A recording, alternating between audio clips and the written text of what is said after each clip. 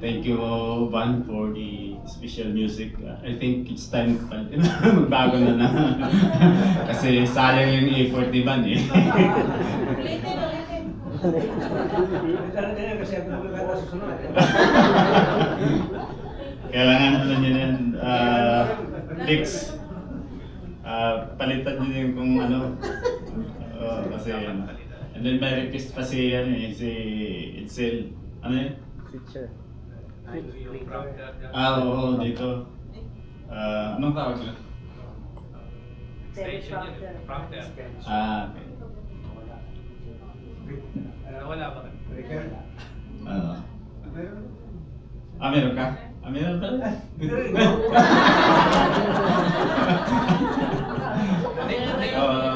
Bukas nandiyan na yan. Again, happy Sabbath everyone, and my topic today is all about how do you live your life today. And of course, yung title na ni Itzel kanina ay yan ang activity natin. Read, listen, and obey. So, well, kung hindi, magre-read lang tayo. To listen and obey, it's all yours. Okay, so again, happy Sabbath, and well, if you are updated with the news today, the present situation of our country today is very chaotic, magulo, di ba? Kung nanonood kayo ng TV, the very glaring, massive government corruption brings people to massive demonstration against the government. So, kabi-kabila ang protesta. Families of our government officials are ripping apart. Nag-aaway, hiwalay, due to dirty politics. And of course, self-interest. In general, people's love is growing colder today. Well, alam natin yan kasi nakasulat yan eh. People's love are growing colder, and it is mentioned in Matthew chapter 24 verse 12. Because of wickedness, the love of most will grow cold. And of course, because of that, na masyadong nawawala na yung tunay na pagmamahal, nandito na yung superficiality in relationship today. Meaning, very common na siya. Meaning, it is a relationship that appears to be real, but in reality is fake. A relationship that lacks depth and emotional connection. So, in other words, everything is an act of performance. Ano lang yan? Imi-imi lang, sabi nila. Just to promote its own agenda. So, hindi mo na ngayon, kahit balita ngayon, hindi mo na maano kung ano yung tunay kasi may AI na rin eh. That's why, yung tanong pa rin natin is, how do you live your life today? Or how do we live our lives today? But here are some examples on how we live our lives today. It is taken from the Paradoxical Commandments, written by Dr. Kent M. Keith in 1968. He's an American author, leader, and currently CEO of the Greenleaf Center for Servant Leadership. This poem was written by Dr. Ken Keith when he was just 19 years old. 19 pa lang siya. As part of a booklet for student leadership at Harvard College. The poem is composed of 10 stanzas.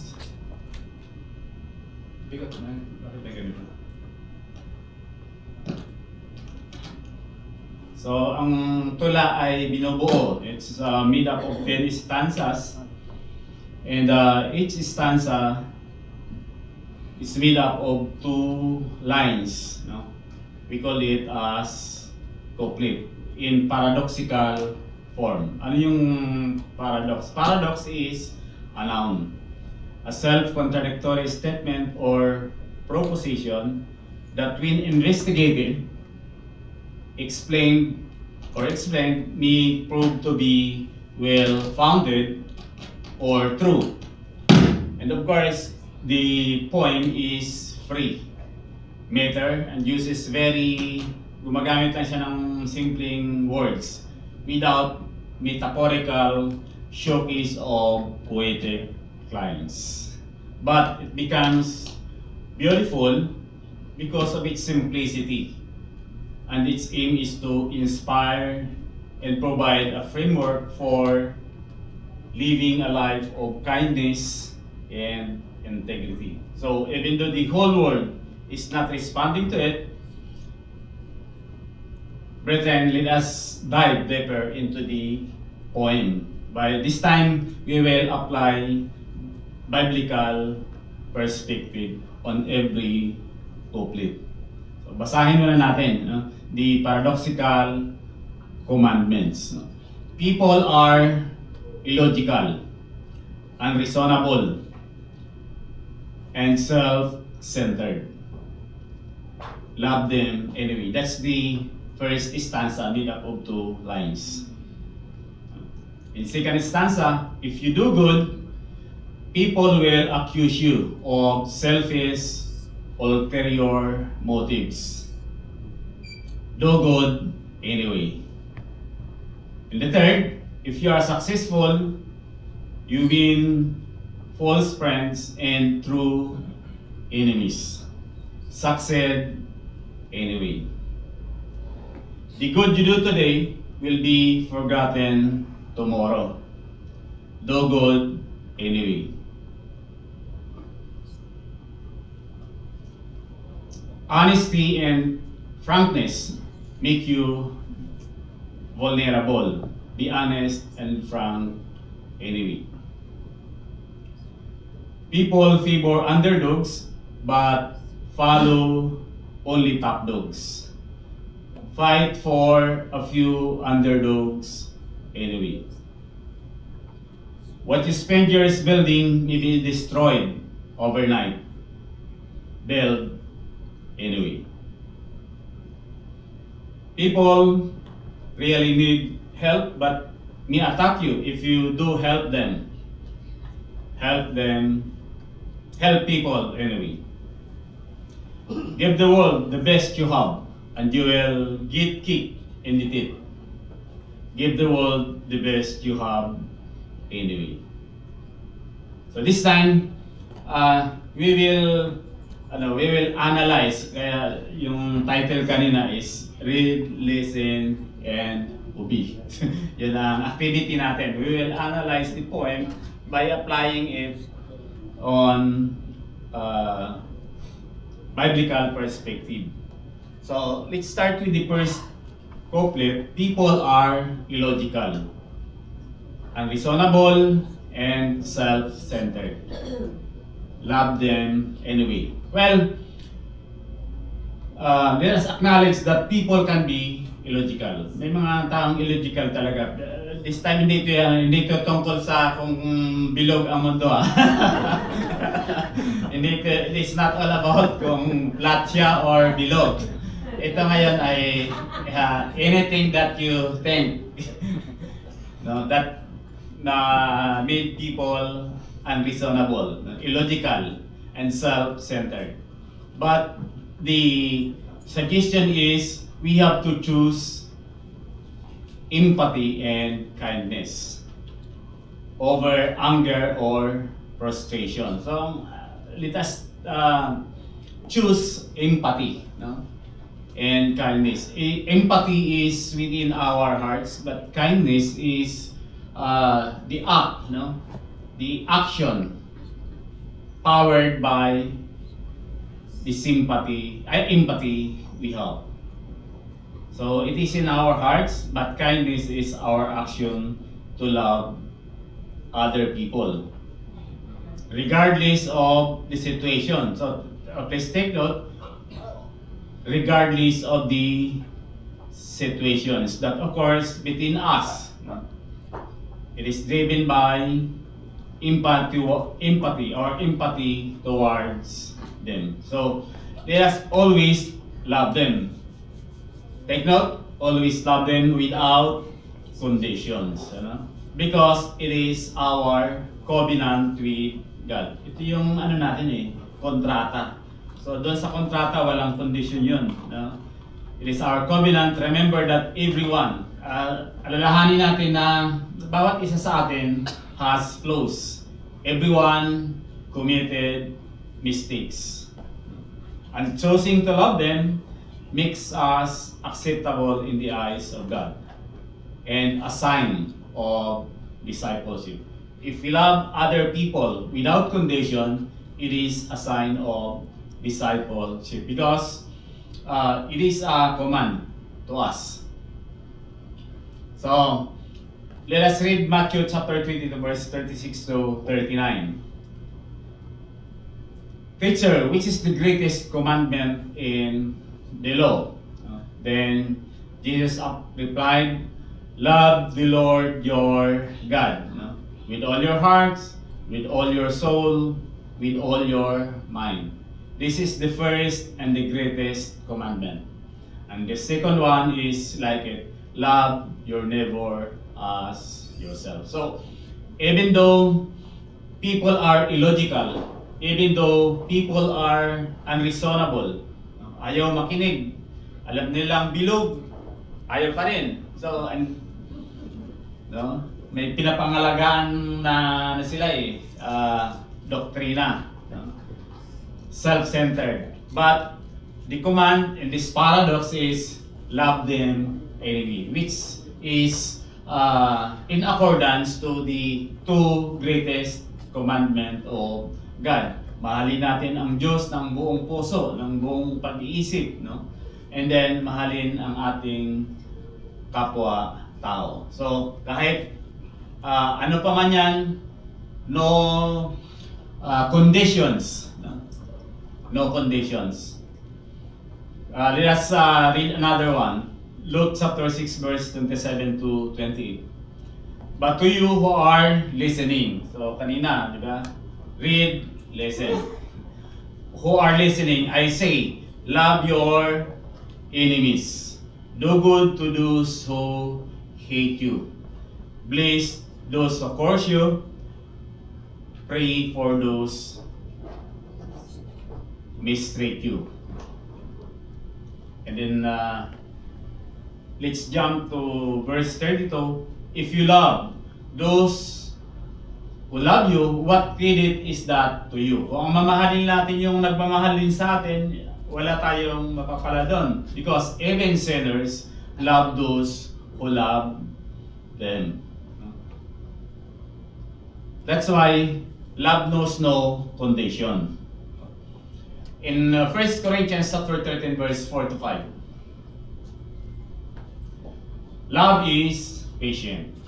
Love is kind. It does not proud. It does not dishonor others.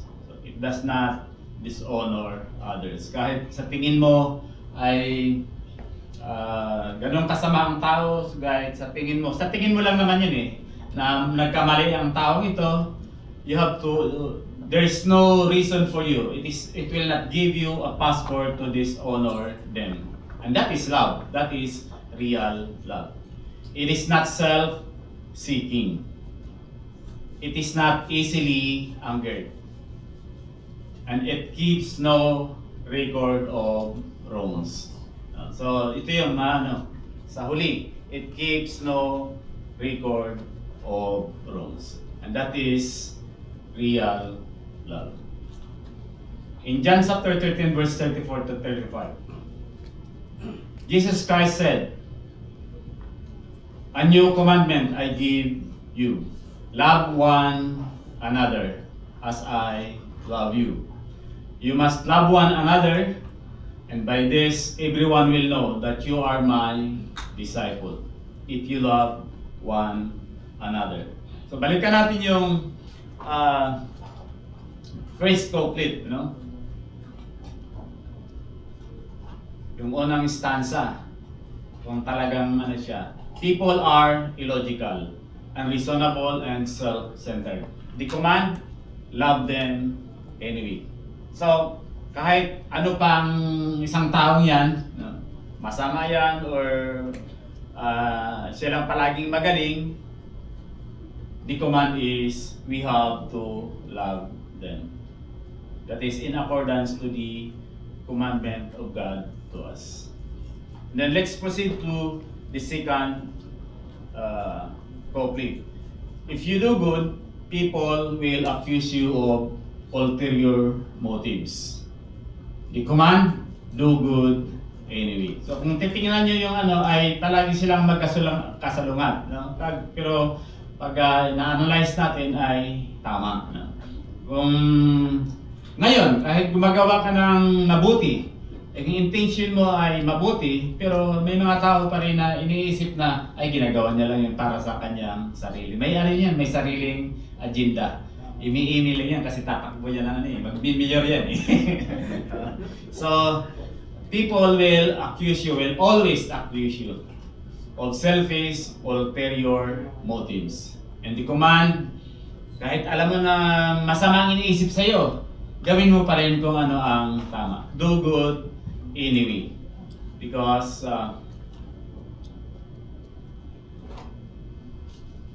palaging may ano yan, may suspension. No? People may accuse you of selfish, ulterior motives when you do good deeds. What will you do? Ignore their suspicion of your motives. Ignore mo and serve people with the real intent. Pabayaan mo kung anong iniisip nila. Ang importante ay gumawa ka ng mabuti sa kapwa-tao without thinking of its return or ROI, return of investment. Kung negosyante ka, palaging iniisip mo palagi ang ROI. Kung mag-i-invest ako dito, magkano ba yung makukuha ko? So ito, ang paggawa natin ng mabuti ay walang kapalit. Hindi natin iniisip na may babalik. Because kailangan natin gawin to because the world needs more good deeds. Although pinag-iisipan ka ng masama na gumagawa ka ng mabuti, still you have to do good deeds because the world needs you. Ang mundo ay nangangailangan ng isang katulad nyo na gagawa ng mabuti, totoong kabutihan. And it is the right thing to do. Ito yung tamang dapat gawin natin. Independent of public approval. Kahit ano pa ang sabihin nila, ang importante, ginagawa mo ang tama. So, ano ba ang natin dito? Let us read Luke chapter 6 verse 33 to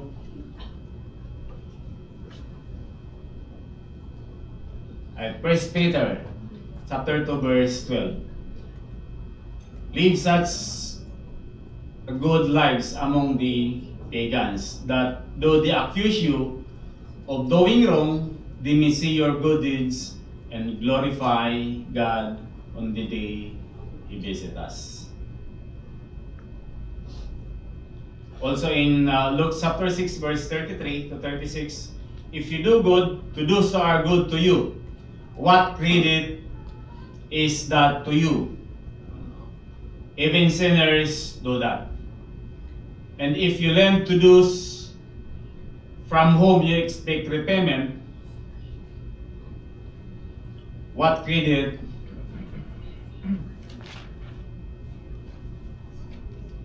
is that to you? Even sinners lend to sinners, expecting to be repaid in full. But in verse 35, but love your enemies. Do good to them, lend to them without expecting to get anything back. then your reward will be great, and you will be children of the Most High, because He is kind to the ungrateful and wicked.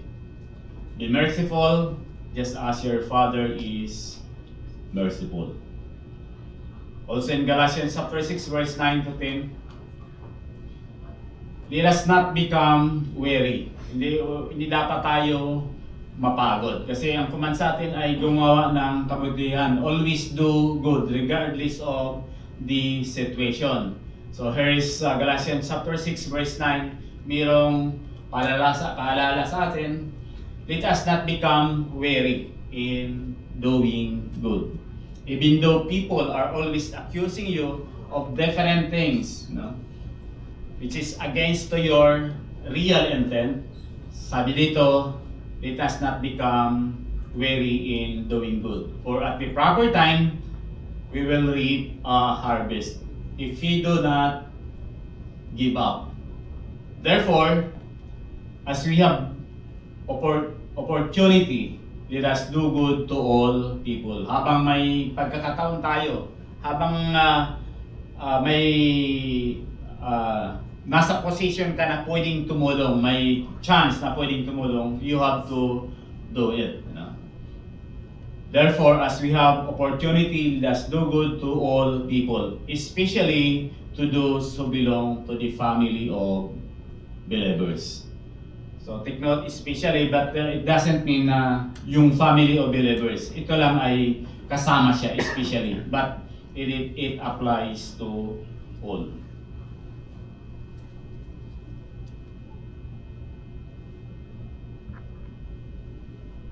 And then, let's proceed to the third stanza. If you are successful, you win false friends and true enemy. Tama ba? Common to. Iwan ko dito sa inyo. Pero pag nasa probinsya ka, pag umaasenso, dami mong kaibigan. Marami kang bisita araw-araw yan. Lalo kung galing kang abroad. Maraming bisita palagi kasi ang alam nila, marami kang pera. So, pag umaasenso ang tao, dumarami din ang kanyang mga kaibigan. Ang tanong lang dito, sino ba yung tunay at sinong hindi tunay? No?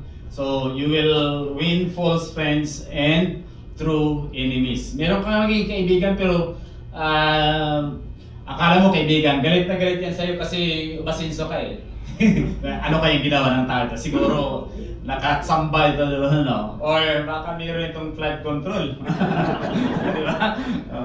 So, ano ka lang yan, tinitingnan ka kung ano yung flows mo, ano yung saan galing yung yaman mo. And then later, isusuplong ka nun. So, but the command is succeed anyway. Kahit merong ganyan, kasi that's true, totoo yan eh. Kahit anong gagawin mo, pag totoo yan, pag umaasenso ang tao, dumadami. Pero pag wala ka ng pera, unti-unti yan nawawala. Diba? So, the command is succeed anyway. Success can bring false friend. A friend without real concern. Yung walang totoong concern sa welfare at damdamin natin. But only concern of the benefit it brings us, take note, as a friend. And genuine enemies who may be jealous on your achievements. Palagi yan, pag umasenso ka, sigurado, meron diyang nai-engage sa'yo. Siguro na kapag ganito. Who may be jealous on your achievements. So, don't be bothered about it. Huwag kayong mag-alala, it's natural. A natural phenomenon. And don't let others' opinion stop you. So, huwag kayong tumigil. Pursue your goal and ask the guidance of our God. Ang ano lang dyan is always ask for the guidance of our Creator in order to succeed. And of course, you have to celebrate at your own on your achievements because that's personal fulfillment. Personal fulfillment that comes from striving your best. Kasi hindi ka naman talaga asinso kung paragi kang natutulog, di ba? Yung hihintayin mo lang kung anong babagsak, eh wala yon. Nasa libro yun ng elementary kami, si Juan Tamad. No? So, you have to work for it. So, kung naging masaya ka, you have to celebrate it because you exerted too much effort for that. So in Proverbs chapter 19 verse 4, wealth attracts many friends. But even the closest friend of the poor person deserts them. It is also written in Psalm chapter 37 verse 4 to 6. Take delight in the Lord, and He will give you the desires of your heart. Commit your ways to the Lord, trust in Him, and He will do this. He will make you righteous. He will make your righteous reward shine like the dawn, your vindication like the noonday. That's why, as I told you, always ask for the guidance of God in order for you to succeed. Pero meron naman iba, puro lang ask ng guidance, eh, hindi naman gumagalaw, hindi ka talaga assist yan. Kailangan sabayan mo yun ng galaw, gawa. No? In Philippians chapter 4 verse 12 to 13, I know what is to be in need, and I know what is to be in plenty. I have learned the secret of being content in any and every situation, whether living in plenty or in want. So I can do this through Him who gives me strength. So this is Paul saying this, kasi ano siya eh, marami siyang malawak ang kanyang karanasan. Naranasan niya yung abundance, naranasan niya rin yung nagugutom din. So then, let's proceed to the next stanza. The good you do today will be forgotten tomorrow. Do good anyway. So kung ano man yung ginagawa mong maganda ngayon, bukas pag, lalo na kung wala ka na sa position or wala ka nang itutulong, ay malilimutan na nila yan. That's true, di ba? Contradictory, pero kung titignan natin ay totoo. The command, do good anyway. Again, no? So the good you do today will often be forgotten tomorrow. But this doesn't mean your actions are nonsense. Hindi ibig sabihin na kung ano man yung gagawa mo ay wala yon, nonsense or pointless. Always do good things for the sake of doing good. So always do good things for the sake of doing good, not for recognition. So hayaan mo lang, malimutan man nila yan kasi your purpose is to help. Kung malimutan nila yung ginawa mong tulong sa kanila, it's up to them. Wala na yun sa'yo. Ang importante, nakatulong ka. So because you help, not for recognition or thank you, as some people are doing, just to seek attention or recognition of the public, to remember as an icon. O sumuso yun ngayon, basta may mga ayuda, mayroong pipisto dyan na ano. Pero ganyan na talaga tayo dito sa Pilipinas. Magaling lang tayo mag-judge sa Miss Universe. So, pang Miss Universe na tayo. So, but tayo as Christians, hindi dapat natin yung ginagawa as to be remembered and para lang tayo makilala, para tayo makilala. Ang importante dito ay gumagawa tayo ng mabuti as a sacrifice of praise to God. Ito yung natin, nagsisip-sip tayo sa Diyos, not for our human masters. So in Hebrews chapter 13 verse 16, And do not forget to do good. Huwag nating kalimutan gumawa ng mabuti. And to share with others. For with such sacrifices, God is pleased. So we are not serving, hindi tayo tumutulong para magpasikat sa ibang tao. Ito ang nagpapasikat tayo dito sa Diyos. Diba? It is sacrifices to God in order to please God. In Matthew chapter 6 verse 1 to 4, be careful not to practice your righteousness in front of others. Ito yun. To be seen by them. If you do, you will have no reward from your Father in heaven. So when you give to the needy, do not announce it with trumpets, as the hypocrites do in the synagogues and on the streets, to be honored by others. Truly, I tell you, they have received their reward in full. But when you give to the needy, do not let your left hand know what your right hand is doing, so that your giving may be in secret. Then your Father, who sees what is done in secret, will reward you.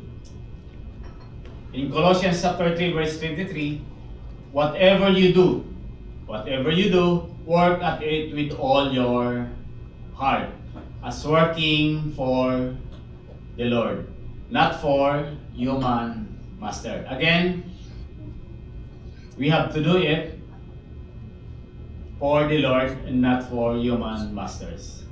Since you know that you will receive an inheritance from the Lord as a reward. So it is the Lord Christ you are serving. James chapter 4 verse 17.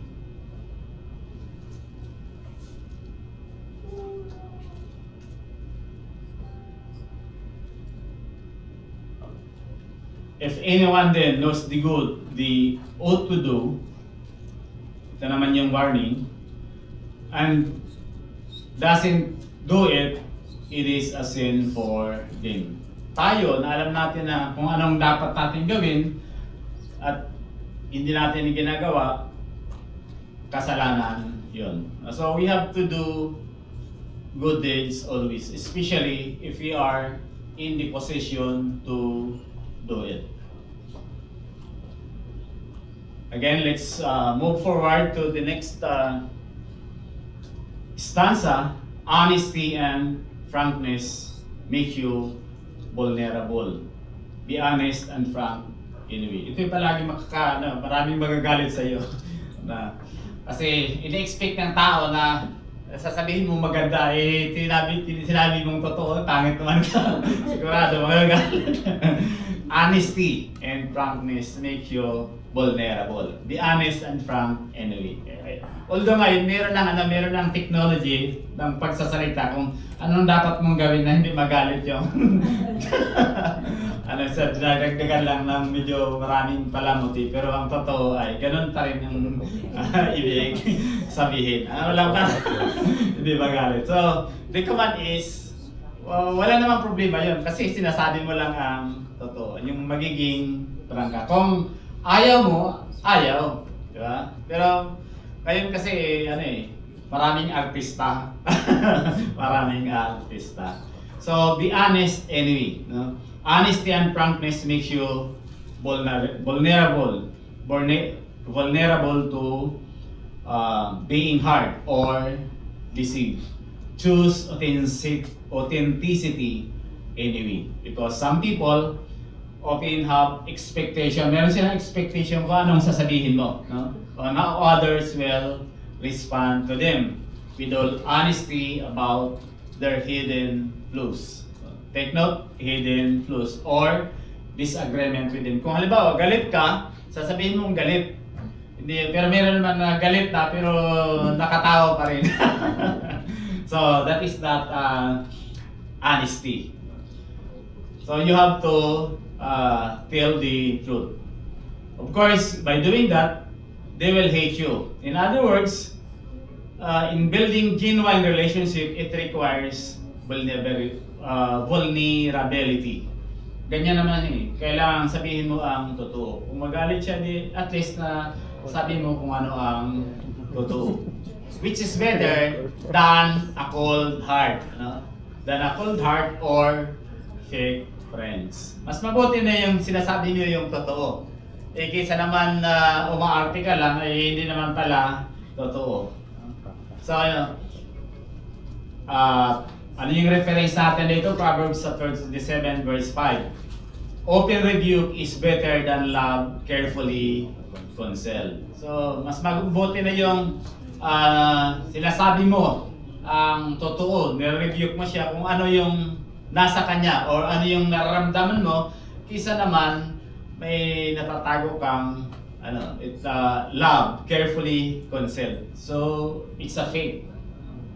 In Ephesians chapter 4 verse 25, therefore, each of you must put off falsehood and speak truthfully to your neighbor. For we are all members of one body. No? So, kailangan alisin natin yung pagkukunwari, yung falsehood, and speak truthfully to your neighbors. Your neighbors doesn't mean yung katabi nyo. This is applicable to all people not related to you. In Matthew chapter 5 verse 37, all you need to say is simply yes or no. Ano ito? Parang sa Senate hearing. Answerable by yes or no. So just say yes or no. Anything beyond this comes from level 1. Kung ayaw mo, sabihin mo ayaw mo. Kung gusto mo, then say yes.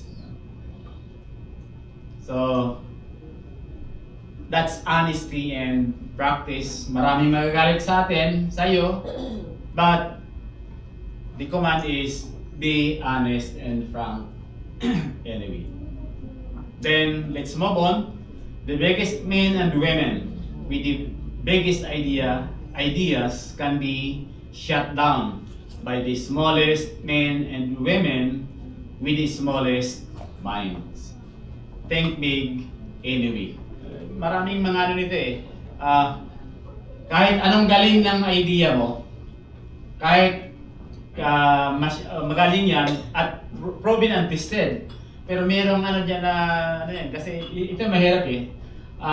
Alam nyo, the most dangerous one is yung nakakadil mo, yung hindi nakakaintindi. Pero mas magaling pa yan sa'yo. Ito yung ibig sabihin niya. No? Merong nakakausap ka na, pinag-aral mo yan eh. Ito hindi niya na alam yan eh. Pero narinig niya lang, makikipag-debate sa'yo. At sasabihin niya na mali yung idea mo. So, the command is think big anyway. Huwag kang pa-apekto doon. So, because alam mo naman yung kanilang walang bearing yun. So, do not let small-minded criticism hinder your vision. Baka naman kasi na ka lang nung ititigil mo na yung dapat mong gawing mabuti. So think big and pursue your goals to show yourself what you can achieve, not to prove others wrong. So when we face certain kind of criticism, kung makaranas tayo ng ganyan, do not react with it negatively. Huwag ka lang, kasi pag nag-react ka dito ng negatibo, ay siyempre, baka magsuntukan kayo niyan. No? So do not react negatively. Instead, stay focused on your calling. Focus ka on your calling. Prioritize the works entrusted to you over petty opposition. Kasi normal yan, lalo kung pag-usapan yung religion, talagang suntukan yan. Di ba? So, pag ganyan huwag mo na silang patulan. Focus ka sa goal mo. Kung sa trabaho naman, kung ano yung dapat mong gawin mo yun. Huwag mong patulan yung, alam mo naman na, mga silly ideas, petty ideas, which is not applicable at wala rin maitutulong sa gagawin mo. So kung makipag-debate ka pa or makipagsuntukan ka pa, ma-hinder pa yung yung purpose. No? In Hebrew chapter 12 verse 1 to 3, therefore, since we are surrounded by such a great cloud of witness, let us throw off everything that hinders and the sin that easily entangles, and let us run with perseverance the race marked out of us, fixing our eyes on Jesus, the pioneer and perfecter of faith. For the joy set before him, he endured the cross, scorning its shame, and sat down at the right hand of the throne of God. Consider him who endures such opposition from sinners, so that you will not grow weary and lose heart. This is in religious application. Ito is sa faith natin. But you can also apply this sa yung pang-araw-araw nating trabaho. Diba? Kung focus ka sa dapat mong gawin, huwag kang papikto sa kung ano man ang mga opposition on your idea.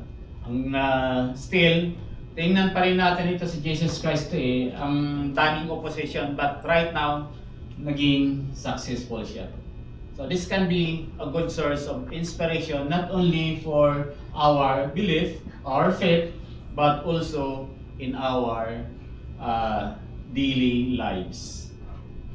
Romans chapter 12 verse 21, do not be overcome by evil, but overcome evil with good. So kung papakinggan mo yung opposition nila at wala ka nang gagawin, manahimik ka na or titigil ka na, then you are overcome by evil. But you have to do the opposite. Overcome those evil. And then, on the next stanza, people favor underdogs, but follow only top dogs. Uso ito pag-eleksyon. Fight for a few underdogs anyway. No? So, fight for the few underdogs. People need favor. Usually, ganyan tayo kung sino yung, especially tayo, mga Pinoy, kung sino yung medyo dihado, doon tayo palagi Nandun ang puso natin sa mga naghihikahos kasi naranasan din natin yan No? Nandun ang puso natin sa medyo, medyo talunan. No? Nandun tayo palagi. So, this is all about the conflict between sentiment and logic. Ang sentimento natin palagi nandun sa election doon tayo palagi sa medyo mahinang kandidato. Pero during election, ang natin is doon sa mas maraming logistics. So, meaning, nangunguna siya sa survey at maraming resources. So, but when the time comes to cast out our votes, the candidates with more resources or logics to maintain the majority choice dictated by the so-called survey, sometimes we have, doon tayo napupunta, no? But sometimes you have to stand up for those who need help. Hindi ito all about election lang, nagagamit lang natin kasi ngayon, yan ang mainit na usapin. But this is applicable to all walks of life. So sometimes you have to stand up for those who need help. Kung sino yung nangangailangan ng tulong, kailangan tulungan natin. Even it is not the popular choice. Kasi minsan, hindi na tayo tumutulong kasi yun nga, as mentioned a while ago, ano naman ang mapapala natin Samantalang kung dito tayo tutulong, iniisip kasi agad natin yung ROI, yung return. Ito, pag tinulungan ko ito si Sir Edsel, sigurado pag lumapit ako nito kung may mga forfeited bang mga bahay diyan sa sa pag-ibig. Hindi siya sabihin sa'yo, may balik di ba? So, may balik yung tulong. So sometimes we have to stand up for those who really needs our help. Even it is not the popular choice. Let us speak up for the rights of the poor also and the needy. Sometimes. Sometimes. Kasi minsan hindi natin nagagawa yan. Totoo yan. Sinasabi ko lang yan, pero minsan hindi rin na nagagawa. Alam natin yan because we are still human. But we have to stand for it. Regardless of the inconvenience. So, anong sabi ng Biblia?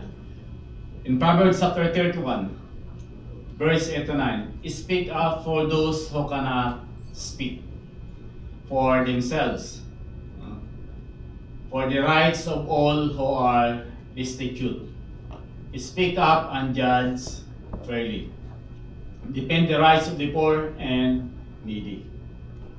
So, ngayon may mga abogado ngayon na pro bono, marami na yung gumagawa. Yan.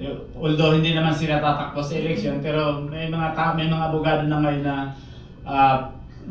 tumatayo para sa mga mahihirap. Kailang minsan na natatalo eh. Kasi wala rin. Alam niyo bakit natatalo pag libre? Kasi kung minsan nalilimutan niya. At saka minsan, kailangan kasi kahit libre yun, magbigay ka rin ng pamasahe. Kasi atin dyan sa korte eh. Nalilimutan, ay may hearing pala eh. Hindi sila ka-attend. Bigyan mo rin ng konting pamasahe at kahit konting pang snack. Wala nga ang bayad, yung problema, nalimutan. Diba? So, sometimes you have to stand up for the poor and needy. Isaiah chapter 58, verse 6 to 7. Is not this the fasting I have chosen? To loose the chains of injustice and untie the cords of the yoke, to set the oppressed free and break every yoke. It is not to share your food with the hungry and to provide the poor wanderer with shelter. When you see the naked, to clothe them and not to turn away from your own flesh and blood. Matthew chapter 25 verse 42. For I was hungry and you gave me nothing to eat. I was thirsty and you gave me nothing to drink. I was a stranger and you did not invite me in. I needed clothes and you did not clothe me. I was sick and in prison and you did not look after me. They also will answer, Lord, when did we see you hungry, or thirsty, or a stranger, or needing clothes, or sick, or in prison, and did not help you? He will answer, he will reply, truly I tell you, whatever you did not do for one of the least of this, you did not do for me. Then they will go away to eternal punishment, but the righteous to eternal life. Meaning, yung pagtulong natin sa kapwa natin, ay tulong yan, no? It is a service to God. Pero minsan, namimihasa rin yung kapwa eh. Kaya may mga bata, anong gusto mong paglaki? Gusto kong maging kapwa. Kasi anong gusto mong paglaki? Gusto kong maging doktor para makatulong sa kapwa. Yung isa naman, gusto kong maging pulis para makatulong sa kapwa. Yung isa, anong gusto mong paglaki? Gusto kong maging kapwa para hayahay. Kasi natutulungan siya eh. So, joke lang yan, pero totoo yan. Diba? Kailangan nating magsikap. Huwag tayo palaging umasa na lang sa tulong. Kasi, yan eh, may command din sa atin na kailangan nating magtrabaho. But remember, kung tayo ang nasa posisyon na tumulong, we have to do it because it is our sacrifice to God. Then, next, what you spend years building may be destroyed overnight. Build anyway. So, what you spend years building might be destroyed overnight. This highlights the impermanence of material things. Kung makikita niyo sa Cebu, di ba? Ang lalaki ng bahay, bigla lang gumuho. Yeah. Ilang taong pinag-ipunan yun. Kung pinagtrabuhan mo yun sa abroad or ginalon mo pa, naku. Diba? And it was destroyed overnight. Pagka kinumagahan, wala ka ng bahay. Wala ka, mabuti na po yung bahay. Yung iba ay nawala ng pamilya. Sa Cebu ay mayroon doon isang pamilya. Siya lang survivor eh. Nawala yung, inanod yung bahay, nasabay yung siya lang nakaligtas. So, this highlights, this tells us that material things are not permanent. It can be destroyed overnight.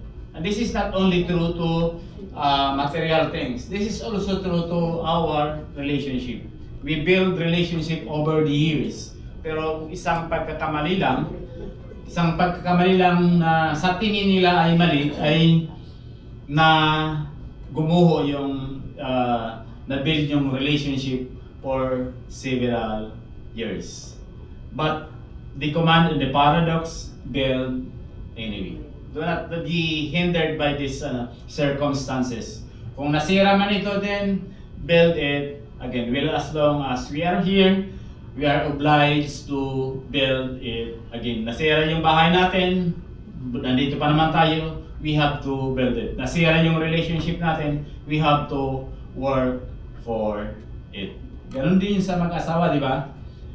Palaging nag-aaway, pero pag nag-aaway daw, nagiging sweeter. Kasi siyempre, pag nag-aaway, di ba? Sel.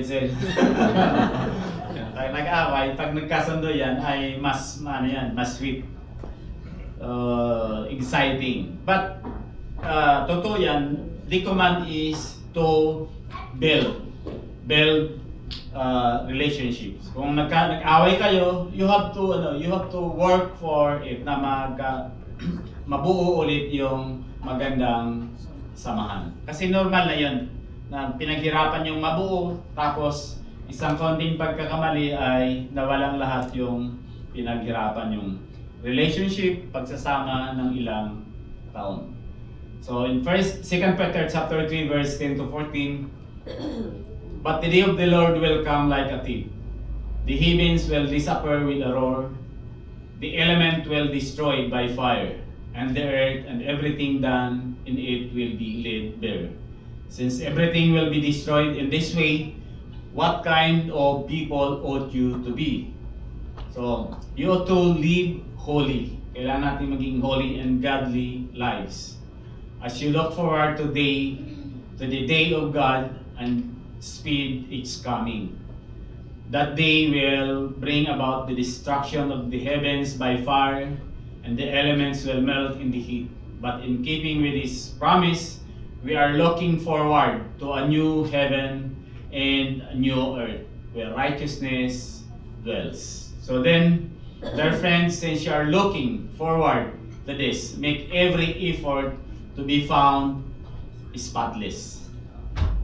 So let us make every effort to be found spotless, blameless, and peace with Him.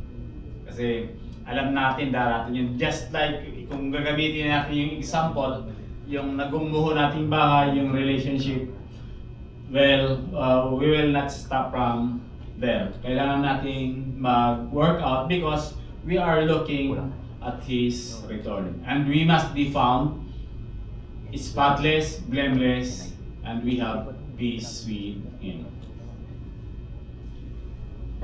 People really need help but may attack you. May mga taong ganito eh, na pag tinulungan mo, galit pa.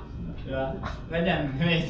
People really need help but may attack you if you do help them. Mayroong ganyan. I don't know kung sa isang pamilya, sa magkakapatid. Meron kasing sa magkakapatid, kung marami kayo, meron dyan na may nakaangat, medyo na Tapos yung medyo nasa hulihan, medyo sensitibo. Pag tinulungan mo, ang iniisip nila, parang parang dinadown mo sila na wala na silang magagawa kahit tinutulungan mo, nagagalit. So meron yan sa pamilya. Meron namang iba, kahit hindi sa isang family members, merong tao din ganyan. Sobrang sobrang taas ng pride. Kung sa amin mahambog ba? Mahambog. Sa Bisaya, hambog. So may mga mahambog na tao, no? Mayabang. Mayabang yan. Sa Tagalog, mayabang. May mga sobrang yabang na kailangan nila ng tulong, pero pag tinulungan mo, ayaw nila. Kasi iba yung iniisip nila. Masyadong mataas ang pride. Tinutulungan mo na, galit pa sa'yo. No? But, help them anyway. People really need help, but may attack you or push you away if you help them. So, let us understand them. Let us understand that resistance is often due to fear or aversion to change. Kung minsan naman kasi takot sa pagbabago eh. Kaya tutulungan mo, ayaw nila kasi ayaw nilang magbago. But the thing is, we have to persist in offering support because people are not best if left alone. Kasi alam natin na pag pinabayaan lang natin sila, talagang walang mangyayari or mapupunta sila sa kapahamakan. No? Parang mga anak din yan na kung pabayaan nyo lang, ay baka tumalo na yan sa building. Di ba? Kasi ganyan naman yan eh. So, di ba sinabi mo kanina na pag sinabi mong huwag mong hawakan, may init, hawakan nila yan. Parang story ni Rizal, yung baby moth at saka yung mother moth. Di ba? Na sinabing huwag lumapit eh. Huwag sumilip, eh di na.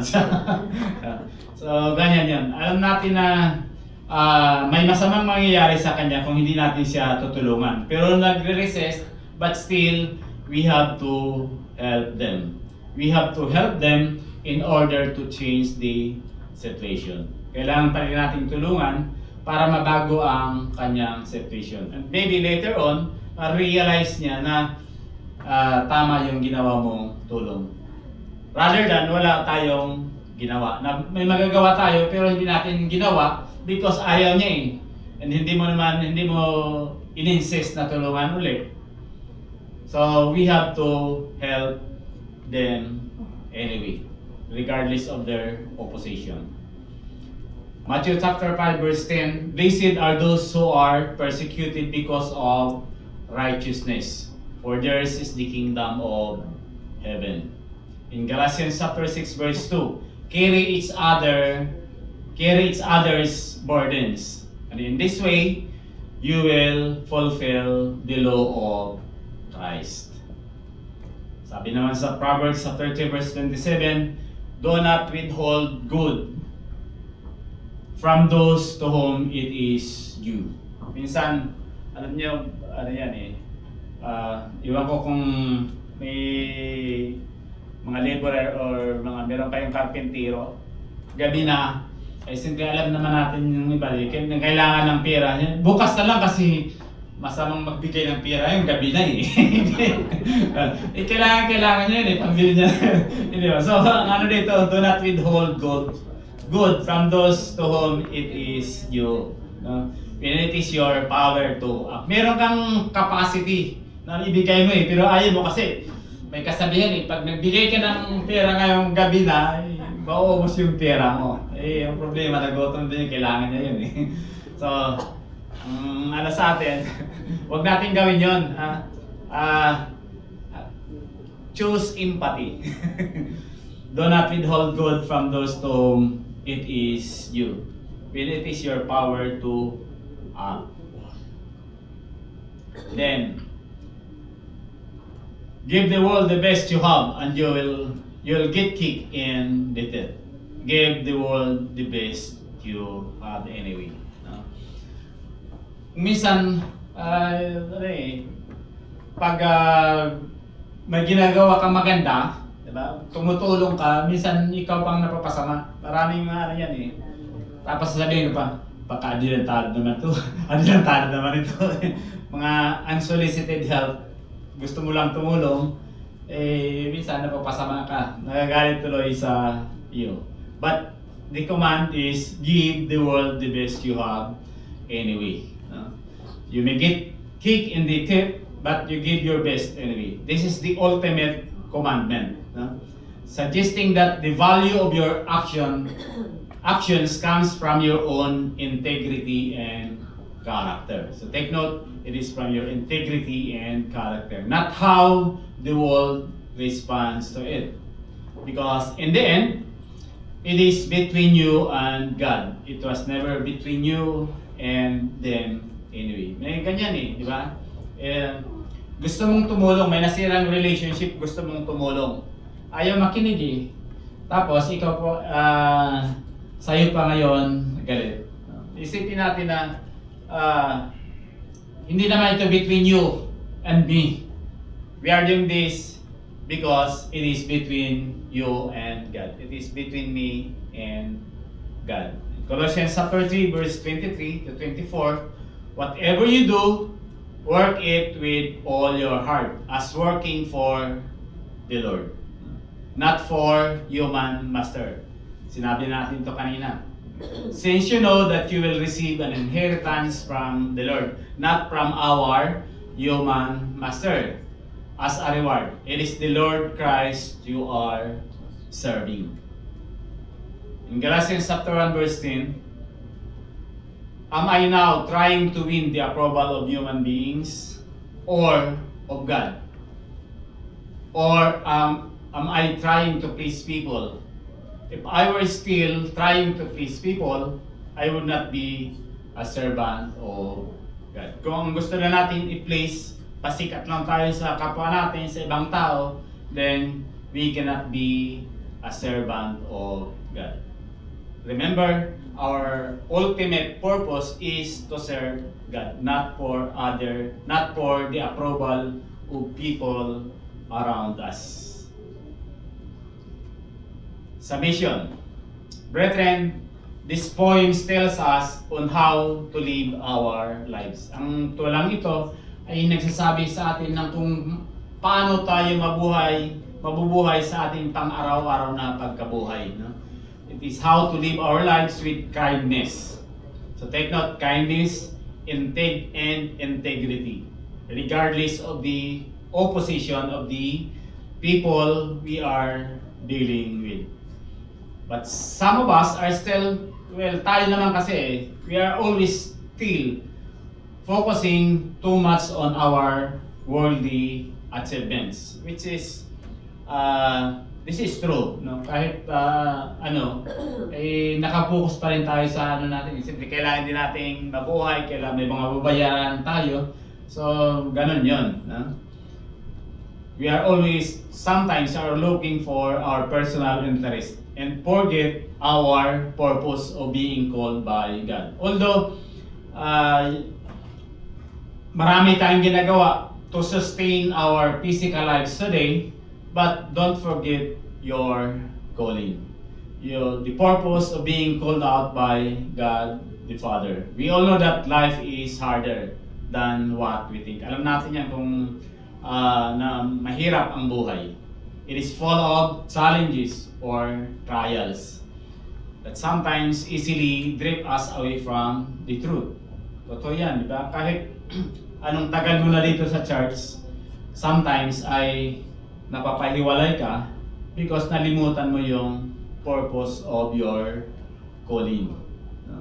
So, kung wala tayong clear sense of purpose, talagang mapapahiwalay or there is a big possibility na babalik tayo sa dati nating mga gawi. So again, the question is, how do we live our lives today? Apostle warned us on how, Apostle Paul warned us on how to live our lives, written in Ephesians chapter 5 verse 15 to 17. Very clear yung sinabi niya, be very careful, maging maingat.